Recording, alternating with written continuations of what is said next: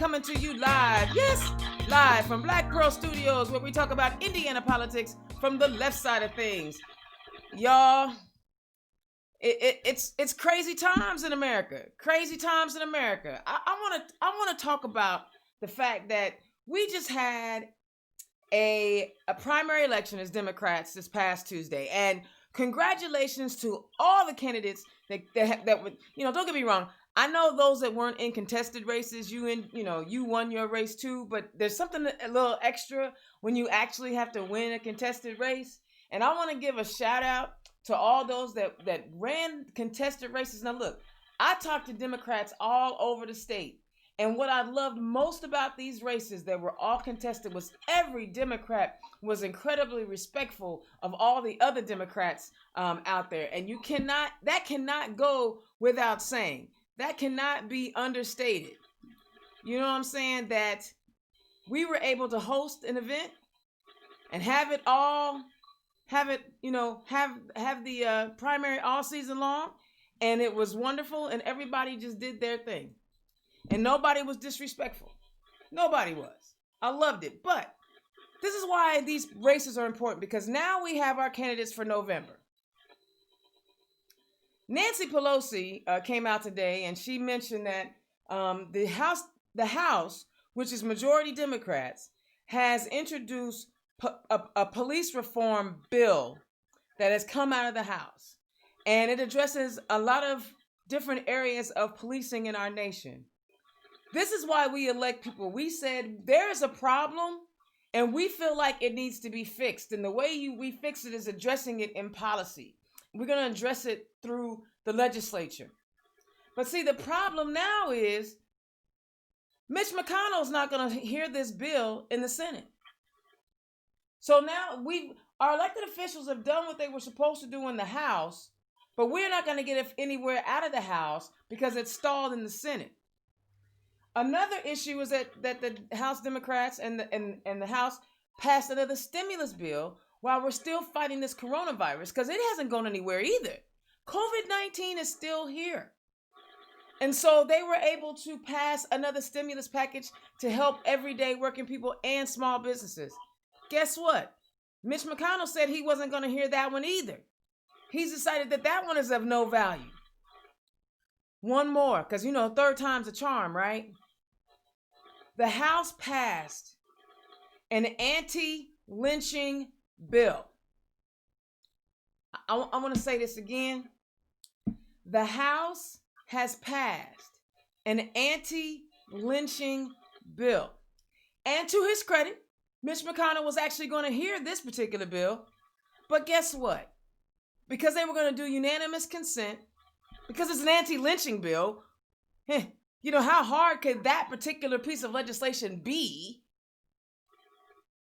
Rand Paul has decided to hold it up.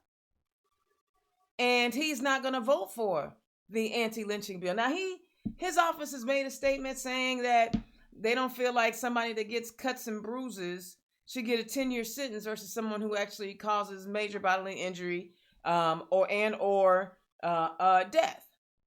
Well, I understand him needing and wanting to address the language, but isn't that where you put your amendments in, or you talk this through, or you sit around, you talk with your people about it? I don't believe that he talked to his people about this, because before it came over to the Senate, it should have been taken care of. But Rand Paul's the same kind of person that believes that, and he's openly stated this. He really isn't a big fan of anti-discrimination laws. He feels like and because he's more libertarian than he is Republican, and he feels like a business should be able to do what they want to do, how they want to do it, and serve who they want to serve. That's just who he is, right? But this is why these elections are so important. We have marched in the streets. We saw the service of George Floyd today. We saw the Reverend Al ask the police and the government to get their get their knees off our necks. We are begging for these things to happen. And we have, as Democrats, we have a whole list of things that we feel like our communities need. And when we say communities, we mean all communities, because I know the immigrant community is still scared and worried, especially down on the border. Our Muslim community right here in Indianapolis has had their own special issue. I told you guys about it last week where the mosque was shut up. There are multiple communities in our city that require, and in our state that require attention. And the way we make the changes we need is through political change, right? We've seen protest politics. That's been the order of the day for the last 2 weeks. Protest politics. Now we need policy politics. Now we need bureaucracy to come in and create the policies that are the changes that we're looking for. I believe 100% in protesting and getting in the streets. When I was younger and I wasn't, high risk, I'd have been right out there with you. But there's always other things that we can do. And one of those other things is making sure that we vote in and elect people who are going to create the policies that impact our lives. We've seen the House do it. The Senate ain't doing it. And unfortunately, Governor Holcomb has been asked point blank, yo, what do you think about all these protests? What do you think about Well, his insensitive behind says we all need to step back and take a breath. I mean, I don't know how much more insensitive you can be when we are saying, we heard George Floyd say, I can't breathe. And listen, y'all know I dig Mayor Hogsett like anybody else does, but check this out. Indianapolis has over 47,000 residents. And let's just say that the protests that have been happening consisted of, on a nightly basis, about 5,000 people. 5,000 people at a protest rally? Y'all take that any day of the week, wouldn't you? But if we take that 847,000 and divide it by the 5,000 that are actually maybe out doing their thing, that's 0.0057% of the population in the city of Indianapolis. And I get that you are not interested in looters coming in, causing problems, people from the outside who want to take advantage of the situation and cause problems. I get that. Yo, but these curfews, my man, for 0.0057% of the population, and we already know, say of the 5,000 people, we know a significant portion of those people, the significant portion of those people are peaceful and they're not trying to cause any problem. It's a small number. So there's a curfew in my city that makes it difficult for everybody else to do what they got to do because of a very, very, very small percentage of our population. Y'all know I dig Mayor Hogsett, but all right, maybe the first couple nights, but to extend this thing into the weekend where people who work from 9 to 5 can't get to the grocery store in time and they got to cook. Come on, I dig you, Mayor Hogsett. I do, but it's time to end the curfew. It's time to end the curfew. But that being said, we have to elect people to Washington who are going to make the changes that we are asking them to make. And it started Tuesday when you, as Democrats, y'all showed up and you showed out and you selected your Democrat candidates in the primary. And now we can focus and come back together as Democrats and start electing people, because we, first and foremost, forget the noise at the top of the ticket. I'm telling you, the most important races that you ought to be worried about for governor. You ought to be worried about lieutenant governor, attorney general. That one still isn't quite decided yet. That'll be decided before the end of the month. And every seat in the General Assembly that's up. That's all 100 seats in the House and 50 or 25 of the seats in the Senate. And one of those Senate seats, I have a guest from Senate District 24. Y'all, I met Stan a long time ago. One night I was at an event in Hendricks County, and I can't remember everybody's name when I see him, but this man, this is what I appreciate. Somebody that's not afraid to say, hey, I'm interested. What do you think? And Stan stopped me. He introduced himself to me because he wanted to be a candidate. That stuck with me. I never forgot. He wanted to be, just like I ran up to people and said, I want to run for office. he was like, hey, I want to run for office. I want to tell you a little bit about who I am. And from there, I've been following his campaign. He's doing Hendricks County ain't no joke, y'all. They are going to mess around and turn all of that blue. Next thing you know, I want to welcome y'all to the show, my man, Stan Albaugh, who's running for Senate District, the State Senate District 24. Stan, welcome to Turn Left, my man. Well, thank you very much. I appreciate the opportunity to be on air with you. This is the first time I've ever done anything like this, and I appreciate the invitation.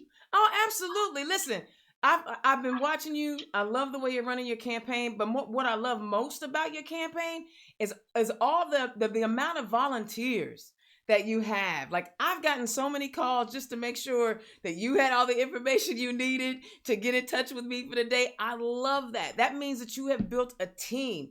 Tell the people who you are and where you come from, Stan, so we can be on your team.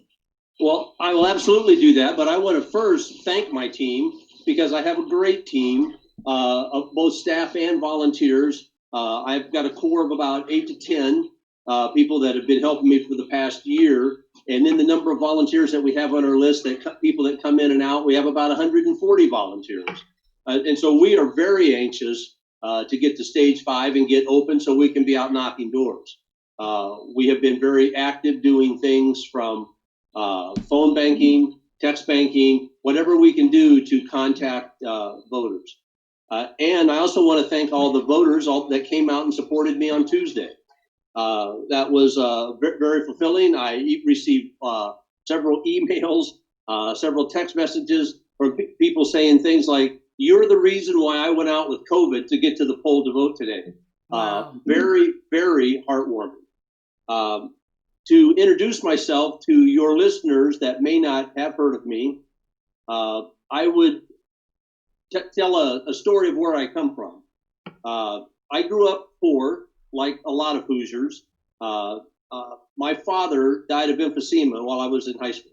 He had his lung taken out while I was in the 5th grade and died just before I graduated. So I spent that 7 years basically watching my dad die. The neighbors bought us groceries. We kind of got by on Social Security disability. It wasn't until I got much older that I realized that the reason Mom gave us a Jolly Rancher piece of candy 20 minutes before dinner was so that the 4 of us kids wouldn't come to the dinner table and realize there wasn't enough food to eat.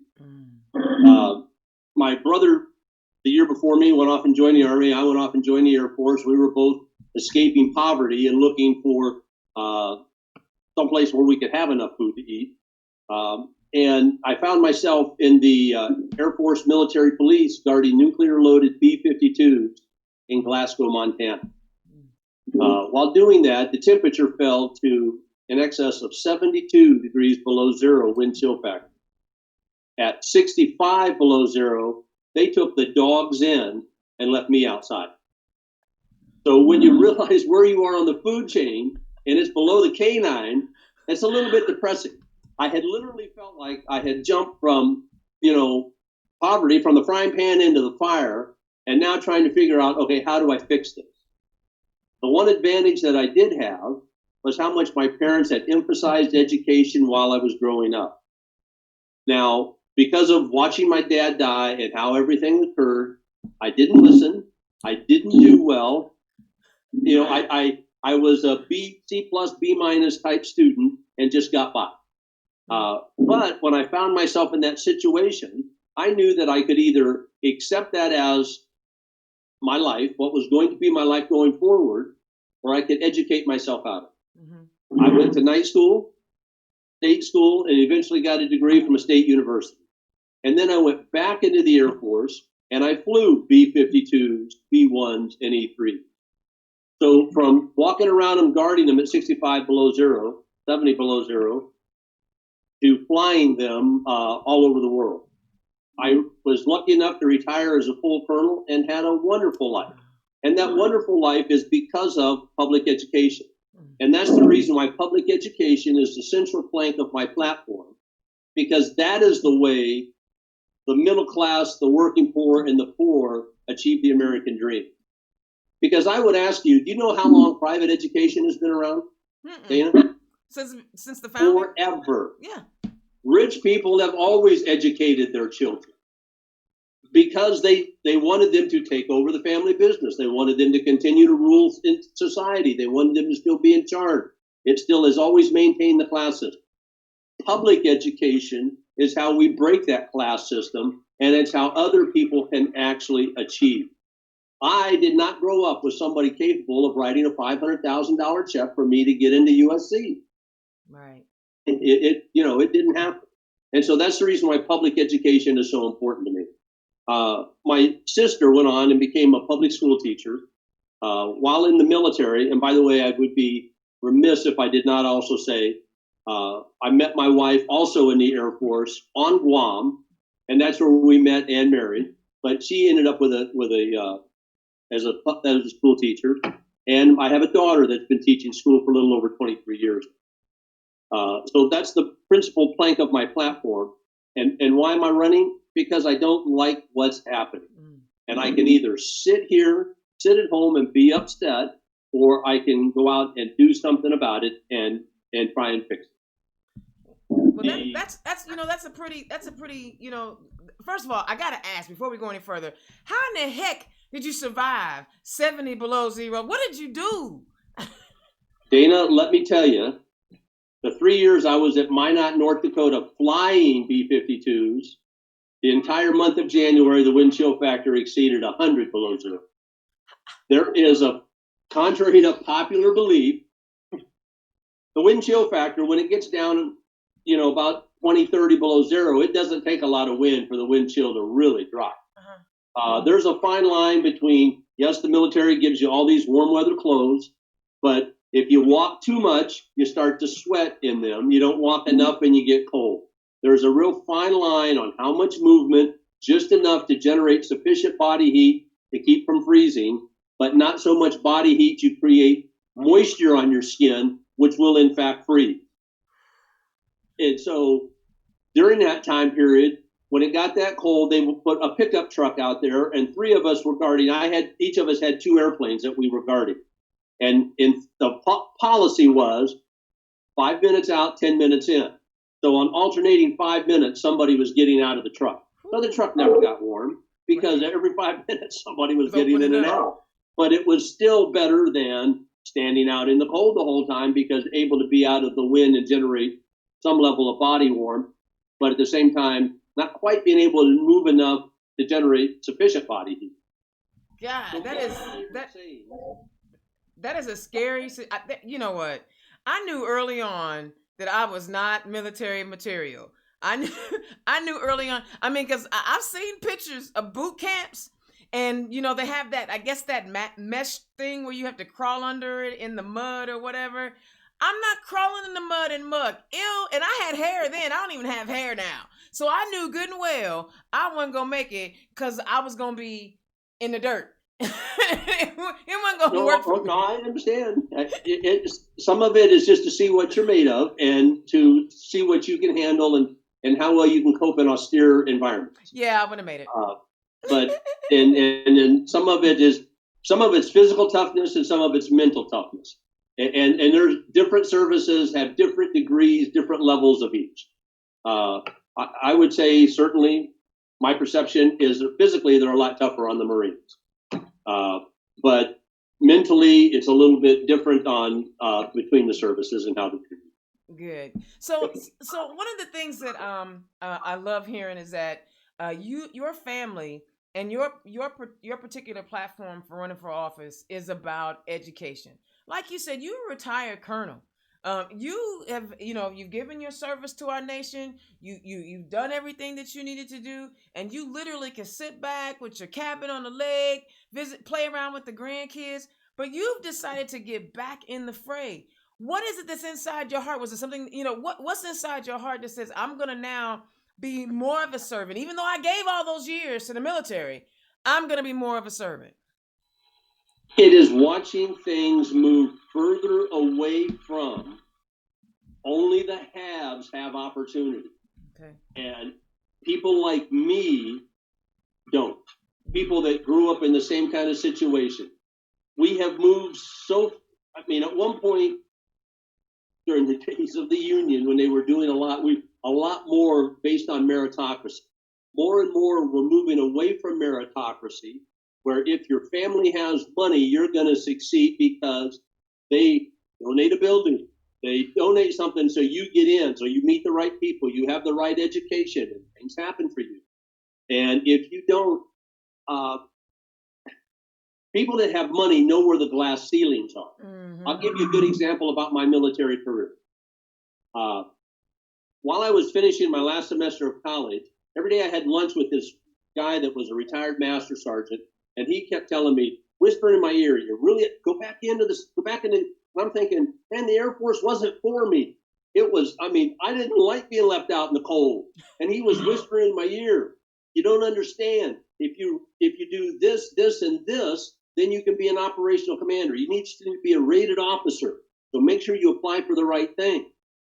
And so I took the test and I ended up going back in. And it turns out by being a rated officer, he was right. I could be a squadron commander. But he couldn't see, because of where he was, the glass ceilings that were still in place. Mm. It's very difficult for prior enlisted people to make full colonel. I was very lucky, and almost impossible to make general. When I went through professional military education, they were talking about not even allowing prior enlisted people like me to attend professional military education in residence. Why? Because professional military education is one of the principal things, besides teaching you what they want you to know, is also a rebluing process. And they felt like people that were prior enlisted in the Air Force, that effort was being wasted. The problem is the difference is different services have different combatant requirements.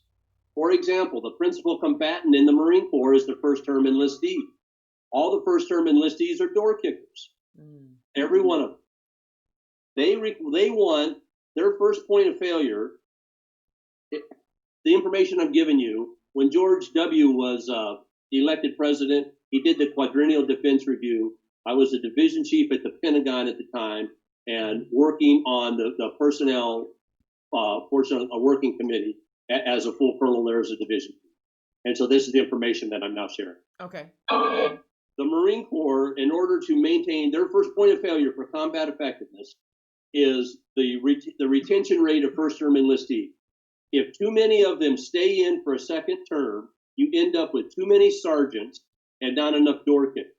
And so the ratio gets off. And the principal combatant is the first-term enlistee door kicker. So they treat them like crap. Bless their hearts, very needed, tough guys. I want them on our side, but it's a deliberate management leadership style to treat them where they need 90% to get out after their first enlistment. 90%. It's a management style to treat them that bad. Now, the opposite extreme is the Air Force. In the Air Force, the principal combatant is a rated, college-educated pilot or navigator that flies an airplane into combat, brings it back, gives it to a high school graduate journeyman mechanic, and say, "Fix this so I can take it back into combat tomorrow." It takes more than 6 years for that, depending on the specialty, for that person to be a journeyman mechanic to be able to swap out the engine in that jet, to be able to fix that hydraulic system. He works all night long so I can come back out in the morning, take my airplane, and go back to combat. The Air Force's first point of failure on combat effectiveness is retention of that skilled technician. And guess what? United Airlines wants to hire him. I bet they do. I bet they do. And one of the reasons why I wanted to kind of get like that intimate, I'm sorry. 67% retention. Wow. So imagine the difference, 10%, 67, on the difference on how well they treat each other. And so those ceilings exist that you can't see if you haven't bumped up against a couple of them. Yeah. Well, one of the reasons why I wanted you to share quite a bit of your military background is because we see right now that the commander-in-chief, and I hate calling that clown that. I really, really do. He's the Orange Dennis the Menace of the new generation, right? I wanted to hear your thoughts on, and we're starting to hear from military folk General Mattis has already come out with his Atlantic article, and there's been some resignations over the use of force on U.S. citizens. And the reason why I want you to share your experience, you just mentioned the good things and the not so great things about the military. So you have intimate knowledge. Talk to us as people who were not. I ain't that 1%. I'm telling you, I'm a chicken. I already know. Tell us, give us the inside scoop on how you feel about the commander in chief deploying military forces on American citizens, besides the fact it's unconstitutional, and how do you think the military personnel are actually feeling hearing the president say those things? There's a divide in the military, and I'm going to say that when a lot of the military members, because the vast majority of them are in fact enlisted, there is a little bit of a divide on who supports and who doesn't. Enlisted members actually take an oath, yes, to support and defend the Constitution and to obey the orders of the officers appointed over them. Officers, on the other hand, do not take that oath. They take an oath simply to support and defend the Constitution against all enemies, foreign and domestic. Hence, when William Cowley was ordered to massacre the village in My Lai in the 60s in Vietnam, he went to prison, even though he claimed he got a lawful order. It wasn't a lawful order. Officers are supposed to know the difference and not to enforce that. I have done a fair amount of things with doing counter-drug operations when I was flying E-3 in Central and South America. And under the Posse Comitatus Act, obviously by law, the military force cannot be used in any civil law enforcement capacity. Now, there are exceptions. For example, I did not even know the direct reference. I knew that there was something similar but I didn't know it was called the Insurrection Act of 1807. And so I actually learned some things this week. I can tell you as an officer, the idea of doing that just offends me beyond belief. And when I shouldn't say really as an officer, I should say as a military member of 30 years active duty service, because I was both enlisted and an officer. And it offends me on all levels. Because when I took that oath multiple times, at least 7 times, when I entered the service, when I entered the school and at each rank promotion, at least 7 times to the Constitution, it didn't say only support. The Constitution only provides liberties to this group of people. It's protection to all people under the law. The idea of having a distinction just offends me to no end. The idea of expecting me to turn force towards somebody who is executing their First Amendment right is just wrong. The idea, I disapprove of burning the flag. Of course I disapprove. But the Supreme Court ruled it to be free speech under the First Amendment in 1969. So the fact that it offends me, the Supreme Court has ruled on that. It is free speech. People coming out and demonstrating, protesting the criminal act, the murder of George Floyd, is just, it couldn't be more constitutional. And when you stack it up with the number of incidences that have happened in recent times, I don't know if it's the invention of the cell phone why we have more verification, or if it is that this administration has brought the worst out of our population. But it is just offensive. And the idea of using military force on demonstrators is just wrong. And I cannot believe that those officers that were in charge there accepted those as lawful orders. That is powerful. That's a powerful statement, Stan. That is a powerful statement. And that's that again. I've heard you speak, so I know how impactful you are. I just felt like it was so important that our listeners listen to your side of things, because I think being an enlisted person and then becoming an officer, when we meet you, at the end you're an officer. And did I say you were a colonel? And did I call you a general? No, I'm a full colonel. Okay, you're a colonel. I want to make sure I'll get it right. Get it right. You're a colonel, and so I know that we have like this perception. Wow, they put their time in, they making their cheddar. They chill. But you have come up really through the hard knocks. There's an old spiritual song that says, "Going up the rough side of the mountain." And one of the reasons why I like going up the rough side of the mountain is if I slip and fall, I got something to hold on to pick me back up. If you go up the smooth side, when you fall down, you're gonna fall all the way down. You ain't got nothing to grab a hold to. And I think that's one of the things that I find appealing about you and your campaign is that even though you are at where you are now, it took you a minute to get there, and you you haven't forgotten, right? The people who are still trying to get somewhere, and you want to help them. And is that a part of your motivation for wanting to serve? Absolutely. I mean, I look back and I see things that have happened, and it's kind of like, I was at that fork in that road.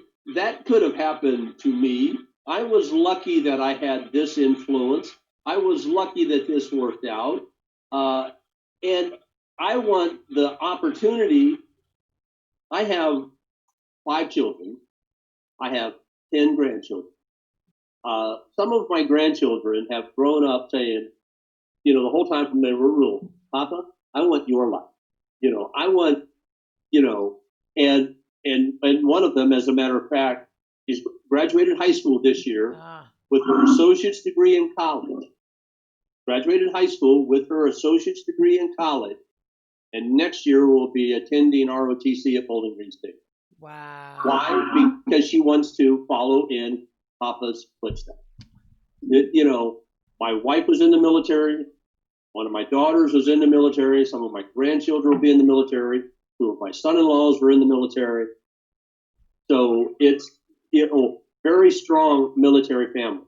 Now, with that being said, of that group, I don't want it to sound like I'm elitist, because I am not. No, I got that.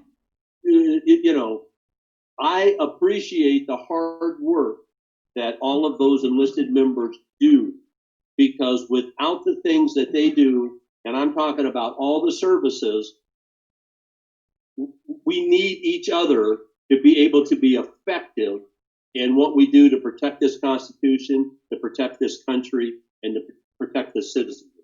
And the idea of turning our arms towards American citizens offends me beyond belief. Absolutely. And so one of the other things that I think is important is that I believe that we have a lot of elected officials in our state house, but I don't believe we have enough elected leaders in our state house. Unfortunately, we've seen multiple Democrats, and I hate to make this about the divide, right? But this is a stark, contrast between who we are and who they are, right? We have seen, and oh, by the way, you're breaking the stereotype that military folks are Republicans. All military folk are Republicans. You're breaking the stereotype. You're messing it up for them now. But that being said, one of the things that's driving me nuts right now is that I've heard multiple elected leaders on the Democrat side, both in the House and the Senate, come out and make definitive statements about police brutality, systematic racism, and the like. And we have heard nothing from the other side of the aisle. I imagine being an enlisted person, you serve with any and everybody, right? They didn't after World War II and Eisenhower, they desegregated the military. Wasn't no more of that. I mean, they still had problems, but wasn't no more of that. You was in the bunker with whoever you was in the bunker with. I don't know any military terminology, so please forgive me for screwing it all up. Tell me why it is important to understand people who are not necessarily like you in order to lead them, because I know you had to lead them too. Let me start with, in the 70s, when I joined the service, there was still a lot of race problems in the military. Okay. I'm the first year of the all-volunteer force in 1972, right after they finished the draft, when we got that big pay raise from $135 a month to $288 was my base pay. Yeah, wow. Big money. But when I went in, we were still having race issues and stuff in the military. And at the time, the military tried to improve that with different equal opportunity and treatment type training. And the way that they did the training, actually, it created more problems. It became more offensive. And finally, they came to the conclusion that all of us are born with some level of bias. And it's not necessarily even racism. It's just a matter of things that you're accustomed to. If here's an example. If you go around a baby that is not around somebody else from another race, when they first see somebody, sometimes they have a reaction to it just because they don't ever see. It's kind of like, you can tell that there's like, this person is different. And that's really all a bias really is. It's when in my mind, and that's when then it evolves into racism. And so the military then took a proactive stance to just not tolerate racism. And so by the time that went from the early 70s, and so by the 80s, by 1980, we just didn't tolerate racism. Danny, you might be racist, you might have a bias, but if you exhibit it, if you tell a bad joke, a racist joke, if you act on it in any fashion, I'm going to hit you with the full weight of the Uniform Code of Military Justice. I'm going to court-martial you. It's not acceptable. And when that culture permeated through the Air Force, in my view, it stopped. I mean, it was never visible anymore because somebody would report you and then you would be court-martialed or you would receive some type of discipline. And over time, it evolved so that it didn't exist. People stopped making those jokes. People stopped acting in that behavior. People did. And then all you cared about, certainly when you're, people always made exceptions. Well, you're one of the good ones. Well, you're this, you're that, or whatever, once they get to know somebody. But the reality is when you're in a foxhole or you're flying an airplane that's got a crew on it, you want somebody next to you that does a good job. I don't care what color they are. I don't care what their religious beliefs are. I don't care what their ethnicity is. I don't care what their sexual preference is. I want them to do a good job. I want them to protect my back in combat, and I want to protect theirs. It serves both of them. And we eventually evolved to that. And over time, you can actually, you could see the culture change over that time in the military. By the time I retired, I saw no ever any examples of racism. Now, with that being said, people would be very hesitant to show that around the full firm. Gotcha. Because they know that they're going to lose a limb. Right. Because it wouldn't be tolerated. Gotcha. So, did it exist below the levels that I didn't see? Yes, that's very possible. But as I was moving up in rank, it stopped existing.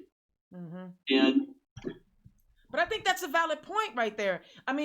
Honestly, what you're saying is there need to be strict and steep consequences for the behavior. Like I've already said, I'm done trying to change heart and minds. I'm gonna let the divine, Yahweh, Jesus, Allah. I let all of them people worry about your heart and mind. My job now is to make sure that there are policies in place that if you decide that you want to act on those poor decisions or behaviors, then you are negatively impacted to change the behavior. Consequences. Yeah. Yes, and I agree completely. Yeah. Because hearts and minds you may not change, but you can certainly modify behavior.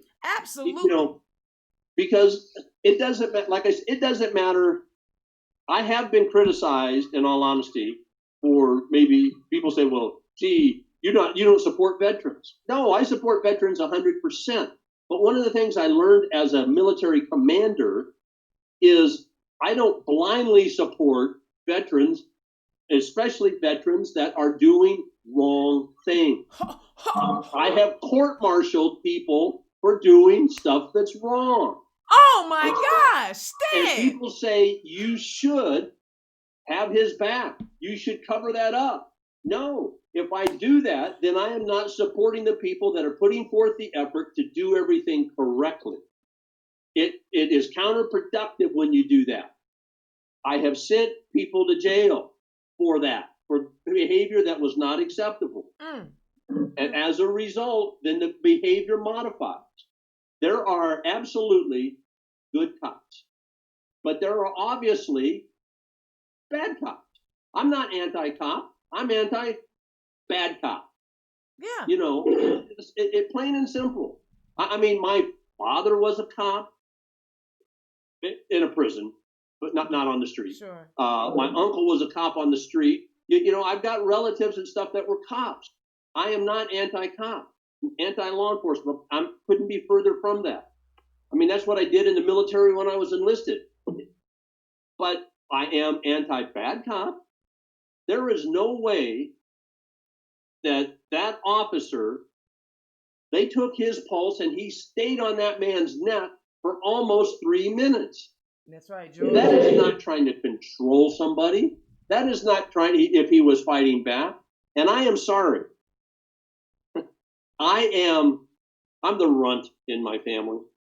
Oh, dude, you're 6'8". How are you the runt at 6'8"? I'm only 6'1". I have an ex-son-in-law 6'11", another one 6'6", my brother 6'4", my father 6'4", my grandfather 6'8". You know, I'm only 6'1". I just barely, you know. And so I was always the feisty one fighting with my older brother.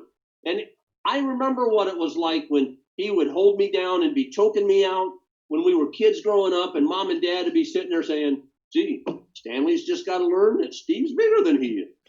And it's kind of, that never made me learn that. That made me fight harder. Yeah. You know, yeah. I can either lay her on the ground and let him choke me out, or I can fight to get up and try and save my life.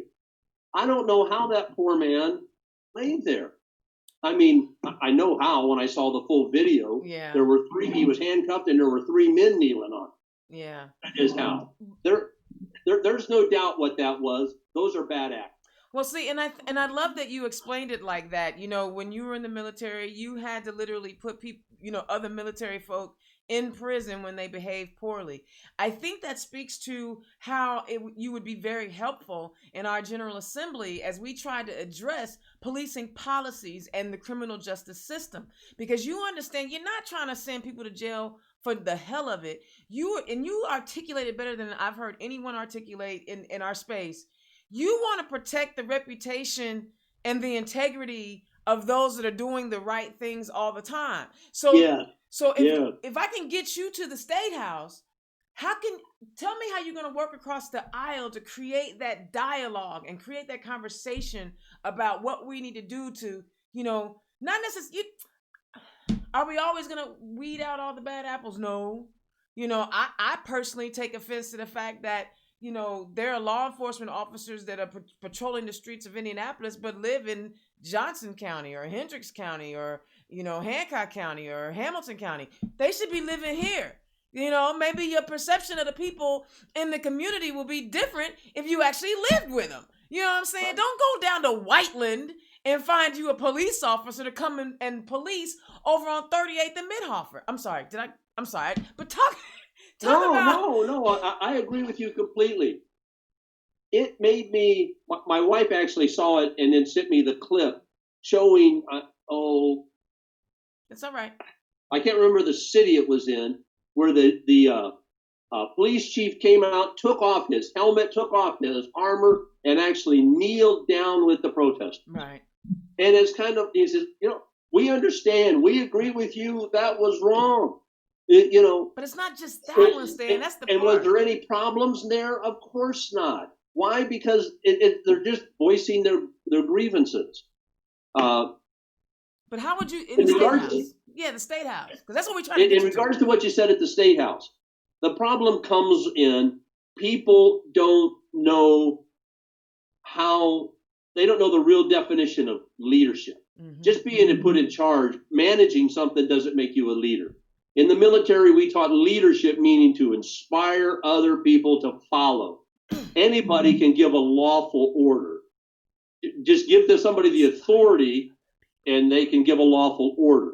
But to inspire people to follow without authority is completely different. Yeah. And so there are things that you need to do. And some of that is you need to uphold some standards, and you need to uphold the correct standards. Giving loyalty to somebody who is breaking the rules is anti-leadership. It's exactly the opposite about what should be done. Some of the folks in the legislature need to learn that when people step outside of the boundaries, there should be repercussions. Mm-hmm. And, now I'm not a lawyer. I don't know how well that would work with some of the unions, like the police union, that before those other 3 officers were charged, I read somewhere that their union was taking steps to get those other 3 officers reinstated. Well, yes. And then Keith Ellison, now they're charged, and so I don't know what's happened with that. But I only read one article to that effect, and so I don't know. I could be mistaken. And we're not trying to lump all unions in. I want people to understand. You spoke earlier. There's something about the Fraternal Order of Police that is incredibly different than the Teamsters and UAW, and there's something different about that particular union. You know what I'm saying? It's like But anyway, go ahead. I'm sorry with your story. But because of the power that they have over other people, mm-hmm. a lot of people feel like, well, gee, if you just do what the police say, then it should be all right. But that's just not true. It's just not true. Mm-hmm. Sometimes. Maybe the police officer is having a bad day and he takes it out on somebody. Mm-hmm. And sometimes maybe the person he's taking it out on is also having a bad day and not wanting to have any of it. And so you have 2 people that are already a little wound up mm-hmm. on a collision course. Does that make them bad? No. But does that mean that somebody should end up dead over it? No. Of course not. But do those types of things sometimes happen? Yes. I mean, the case of Sarah Barnes is the woman in Texas. Sandra Bland. Bland. Yes, Sandra Bland. Yes. Being pulled over and the officer saying, "Put out your cigarette." I think of that and I think, my wife smokes. My wife would not put out her cigarette because that officer told her to. And by law, you don't have to comply with everything a police officer says until he says you're under arrest. So am I under arrest? Okay, now I will comply. But no, you want to see my license? Here's my license. There are certain things that we need to do for them to do their job. The problem is that they have so much power that maybe their union requires a little bit of work. I don't know.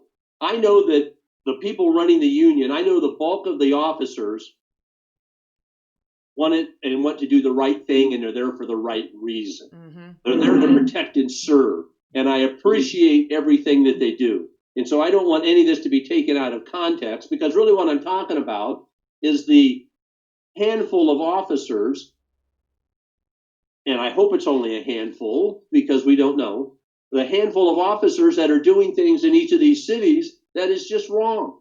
It's against the law that they should really be charged for. Absolutely. And it should cost them their job, time in jail. Well, I mean, whatever, depending on what the offense is. Yeah. And you probably had no idea that we were gonna, but the conversation has just been flowing, and so I didn't want to stop because your insight is really impactful. But before we, because we've been jaw jacking now for 50 minutes, so I want to make sure that I give your campaign its just due. So go ahead and talk about. You already said education was one of your big issues. And I know that you've been talking to constituents. So what are some of the other areas that your campaign has, embraced, evolved around to get the message out to the constituents who are going to vote for you? Okay. The principal plank, like I said, is education. Mm-hmm. I started with 3 planks. Beyond that, there were education, jobs, and infrastructure. Mm-hmm. I see those actually as being very closely linked. Most people don't realize that what happened actually with education is when we did the property tax cap, that property tax cap had a large impact on how we funded education, mm-hmm. because it paid about 15% of the teacher's salary. When we did that cap, that was a significant impact to schools. For example, here in Avon, where I live, that from 2009 2019, that cost the schools $68 million, which is from that cap.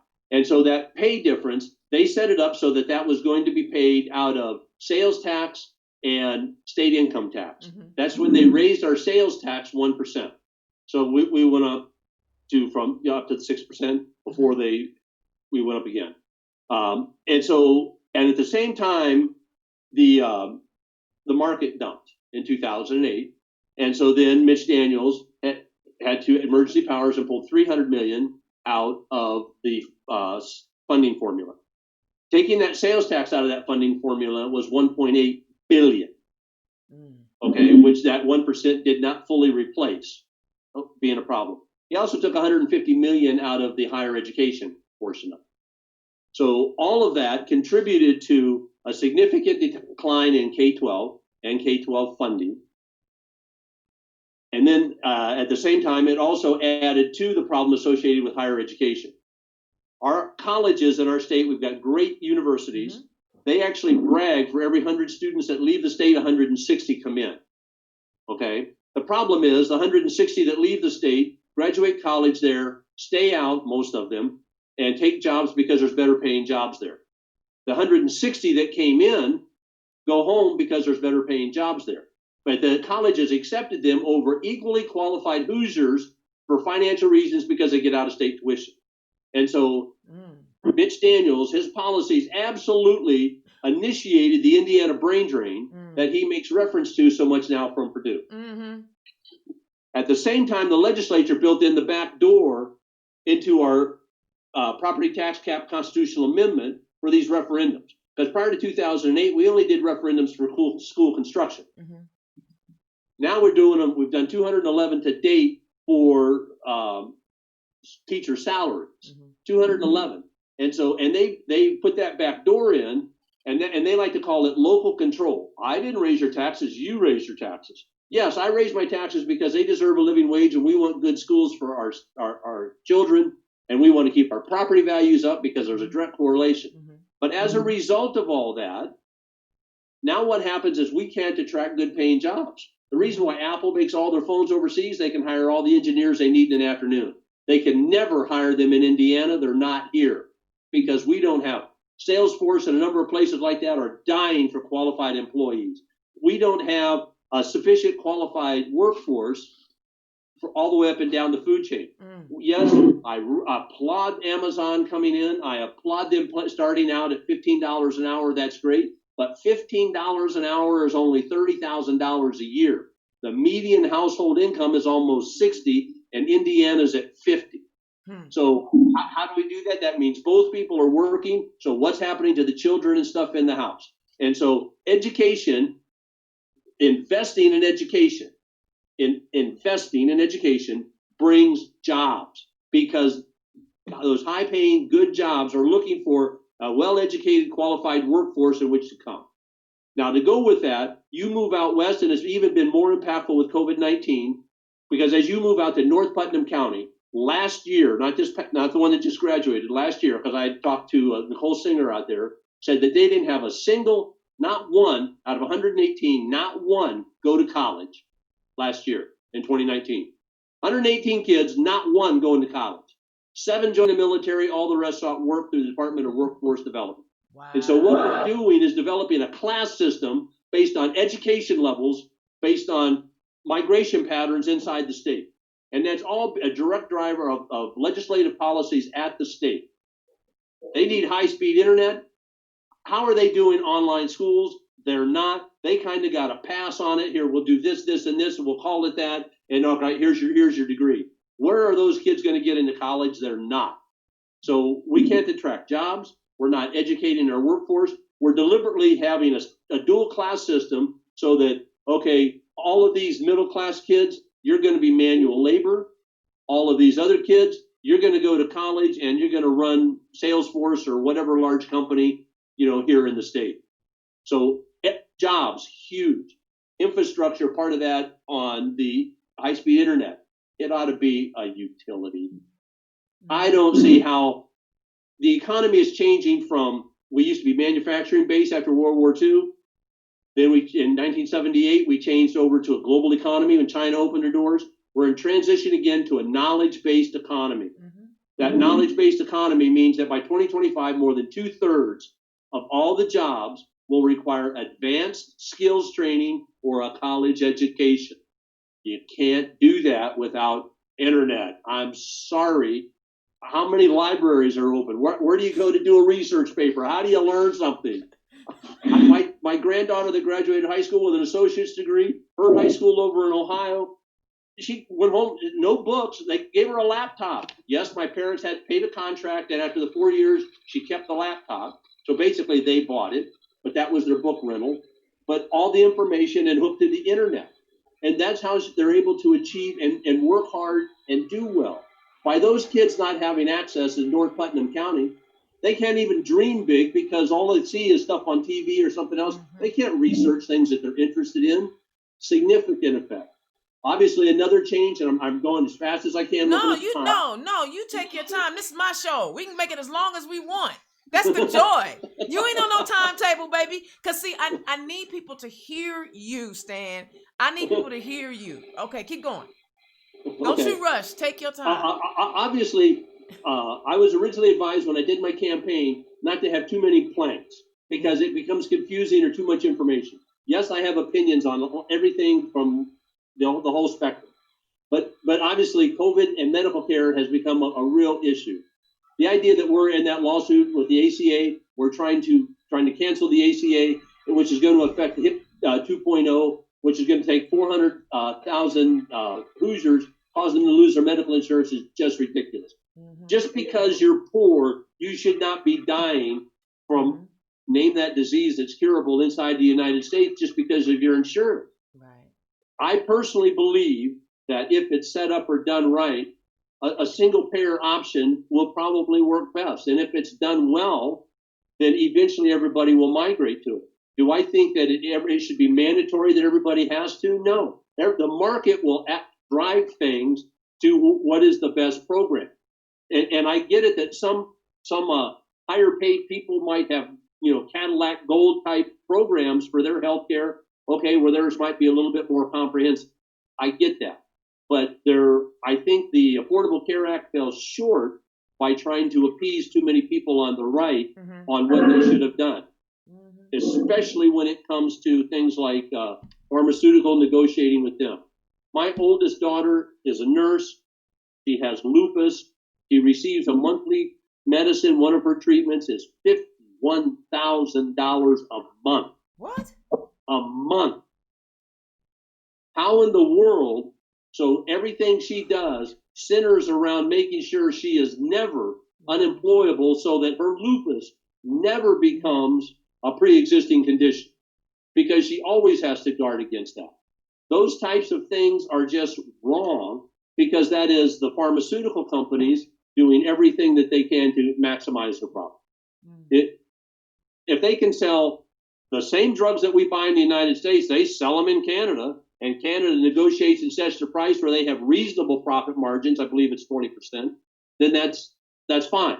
But why do we buy them here and the prices go through the roof? So working people have to literally decide, I can buy my medicine, I can cut back on this food, and maybe I can pay a partial payment on my rent and I won't get evicted. That's just wrong. So obviously, and healthcare, so the COVID has highlighted lots of other differences between the classes. And we absolutely need to fix that. Obviously, the stuff that's come up with the protests that we talked about is another huge one that I don't think that it can be ignored in any political conversation.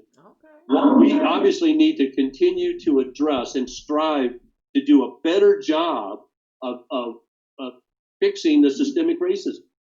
I don't know how else to say it. What am I supposed to say? Well, gee, I'm good with this because I was lucky enough to be born white. Where's the problem? That's just, come on. How are we a better society? What's the difference between you and me? It just happened to be who your father was. Really? I don't know. I think it's important. I mean, again, Stan, I think it is so important that people hear your story, and the pieces that mold you, right? Because I think that plays a lot in your decision making skills. And I have often commented, because I went okay. Confession, I did do junior ROTC at North Central. that was that was the closest to the military I was gonna get. But even in junior ROTC, they explained what leadership is like.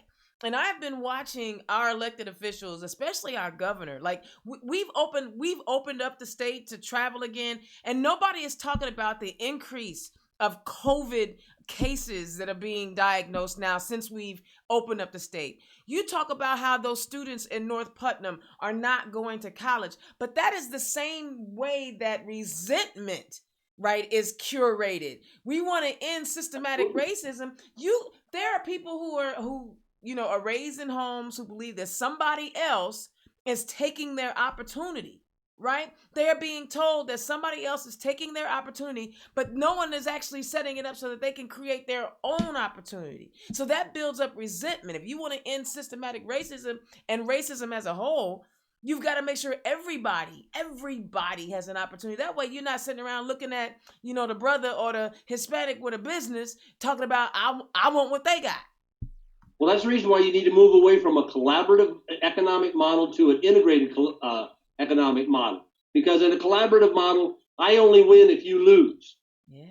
In an integrated model, we can set it up so you win and I win, so we can both win. And so me winning is not a measurement of everybody else has to lose. And that's the part of the problem of what we have now. Too many people view their success based on somebody else's failure, or somebody else's got less, or somebody else's something else, not based on what's good, what's fair, or what should they be doing. What's a good deal? Why can you not? And this is something actually taught big in the military and air war college, because if you're going to do foreign relations, it's tough to do foreign relations where I win and you lose. Yeah. We have to come up with some type of agreement where this is a win-win scenario. Well, if you do this, this is important to us, and I'll do that, that's important to you, and we can work this out, and we can have an agreement that's integrated that benefits us both. And unfortunately, that's part of the problem that we have in our society, is way too many people view their own success based on somebody else's failure. And we got to change that. We have got to change that. Stan, I know we have recruited some more people for your team, because your message is powerful, my man, because you are inspiring people to follow you. You are definitely inspiring people to follow you. Tell them where they can find you so they can volunteer on your campaign, donate to your campaign, and then and help you out in whatever way they can, because we got to get you in that state house in November. Everybody can find more information about me or about the platform at stanalbaugh.com. Tried to make things as easy as possible. If you can remember my name, you can find it online. stanalbaugh.com. There's a link for you to go be able to check that you're registered to vote at your current address. There's a link for you to volunteer. There's a link for you to be able to donate. Or if you want, through that website, you can also email me. The campaign phone number's on there. You can also call me. Or you can just email me at stanalbaugh@gmail.com. But all that information is all on the website. Man, I love you. I think you're amazing, and I hope to goodness, and I'll make sure I tag you in this video so we can share it, and then of course, like I said, I'll edit it later and get it up on YouTube. I know we were competing with the Democrat.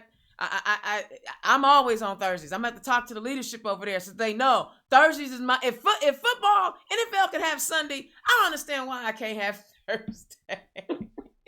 Well, the one thing I thought we were going to talk about that we didn't get to was term limits. Get to who? Talk about who? Last time you and I talked, we said we were going to talk term limits. Well, go ahead. Before we go, talk about your philosophy on term limits. I am a very, very strong advocate for term limits. I personally believe that everybody who volunteers to run for public office, to step out and do this work, is doing it for a righteous reason, good motivation in their heart. I just believe that personally.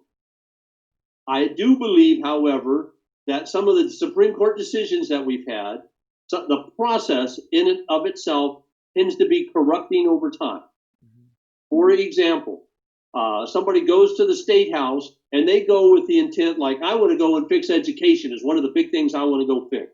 And I will tell you, if I can't fix it in 2 years before it renews in Avon in 2028, 2026, I'm sorry, 8 years from 18, I won't run for re-election. I'm not the right guy. If I can't get it done, I can't get it done. You need to get somebody else. But somebody goes with the idea that they want to fix something. Then lobbyists come up and say, hey, Stan, here, let me donate to your campaign. Can I just come in and talk to you? Sure, that sounds reasonable. Okay. Next time, hey, Stan, can you take a look at this bill? Hey, Stan, hey, now do you think you can help us with this language? Or do you think you can vote this way? And over time, it becomes more about preservation instead of getting done what you came there to do for your constituents. The system corrupts. And because next thing you know, the lobbyist is telling you, Stan, if you're not here, nobody's working on your agenda. You have to be here to fix it. And so it becomes self-preservation. That's what's wrong. That's also what I think is especially wrong at the federal level. That is a lot to do with why some of the people will not stand up for the Constitution, the oath that they took against the current administration, because they are afraid that the base is coming in. If their term was going to be up next cycle, wouldn't you preserve your honor and your dignity and do the right thing? I would hope so, because it's not about preservation. Now it's about your legacy and doing the right thing, because you can see the door. You know it's coming.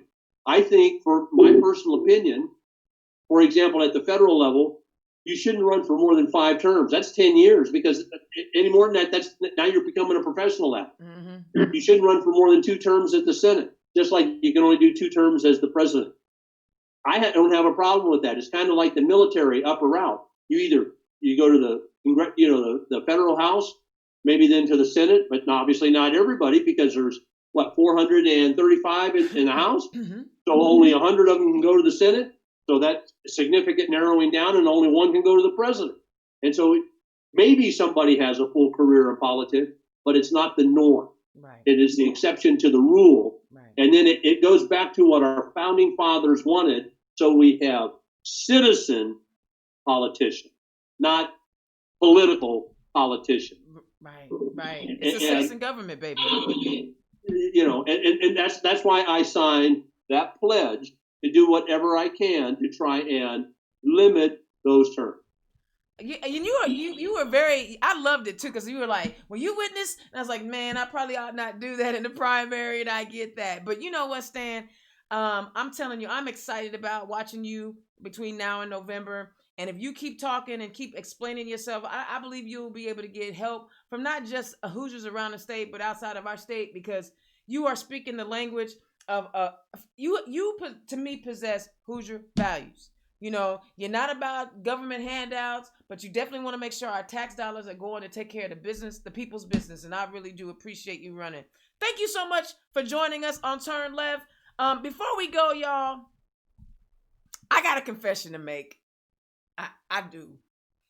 During the primary season, when I have all those amazing candidates on, I tell you guys, listen, I can't really endorse anybody because, I'm on the Central Committee. And as a party, we don't want to endorse any candidates. And I do my best. I do my best to not show favoritism. But y'all, can I just tell you how excited I am that our congressional delegation on our tickets this year, we have 4 women running for Congress. And of the 4 women, 2 of those women are women of color, one being African American and one being Latinx. The other 2 women are members of the LGBTQ plus community. We also we're sending our brother back, Congressman Carson, who will be the senior congressman from Indiana. I don't think Mike Pence ever saw that coming. But there are definitely some folks who ran some races this year. I'm really proud to know them. I'm really proud to watch them work. E. Thomasina Marcelli, girl, I could not be prouder of you. You. If people don't know your person, if they don't know who Thomasina is, we have not met Thomasina. I think Stan Albaugh and a Thomasina ticket, y'all can pick who's at the top and who's the VP. I don't care. That's a strong ticket. I want to send a shout out to Deb Porter up in Porter County. She is one of the hardest working public servants you are going to find. I was so happy to see her win her campaign. And up in Porter County, and I'm gonna get her booked and get her scheduled on the show. You guys are gonna love her. Ashley Klein, the reluctant politician, another LGBTQ plus amazing woman running out of Hamilton County.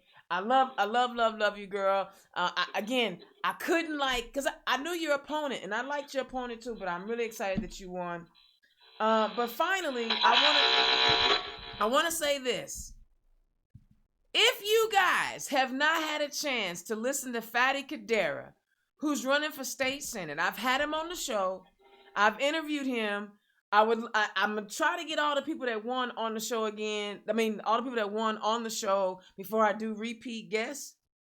But you guys, Northern Indianapolis, Southern Hamilton County, get to know Fatty. Send him to our state house. He is one of the smartest people you will meet. I think between him and Stan working together, you have an intellectual with a military guy. That can't be nothing but amazing progress for our state. I am so excited for all those winners. There's so many more. I can't name them all. Robin Shackelford winning her election again. Greg Porter winning his election again. These are people who had contested races. I had to stay silent. But there are just people who inspire me, that make me want to work really hard to make sure that you guys are getting the information you need so that you can support them. Elections have consequences, and we see what those consequences are when we don't show up. But elections can also have reward. If we elect the right people at the right time and put them in the right positions and give them the right kind of support, we can do anything. And we can make Indiana better for everybody. We just have to participate. We have to be willing to get up and stand up and fight for what we believe in. Protest politics, hecky yeah. Now, I'm just going to say it like I would normally say it. Protest politics, hell yeah. We got to have it. But we also have to make sure we take our behinds to the polls, go to the ballot box, because that's where policies will be changed. I am excited about November. Trust me, I got some ideas that I'm going to be doing. Y'all, Nick White, I don't know if you remember, he came on the show. We got something special planned for y'all. We're going to be doing some things. All the candidates, congratulations on your win Tuesday night. I'm so proud of you. One last message to all the spouses of the candidates. Thank you for sticking around. And for those that won, please hang on till November. You get them back eventually. They're not going nowhere. So, Indiana's own Data Black, turn left. Yes, we ran a little long tonight, but Stan, like I said, he inspires me to follow. So, if you are inspired by Stan Albaugh, find his page, and I'm going to get him tagged. I forgot to tag him today, but I'll get him tagged. Find him, support him, and let's send folks like, level-minded, intelligent folks into our state house. All right, y'all, I will catch y'all next week when we have our second AG candidate on and a newcomer I haven't even met yet. I will chat with y'all next Thursday. Hey, stay party. I got Thursdays. I'm just playing. No, I'm serious, though. I'm not playing. Indiana's own Data Black, turn left, coming at you every Thursday from 6 to 7. I'll holler at y'all later. Peace.